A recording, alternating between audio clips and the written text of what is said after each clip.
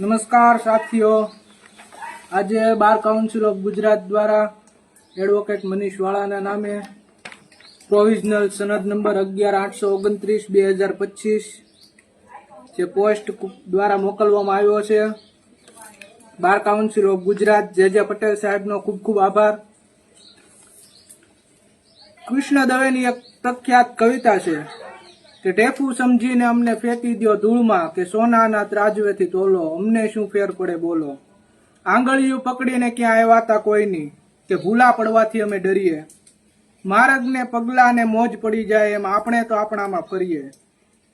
લહેરકીને જોઈ ઘણા ભોગળ ભીડે ને, વળી કોઈ કહે બારિયું તો ખોલો, અમને શું ફેર પડે બોલો.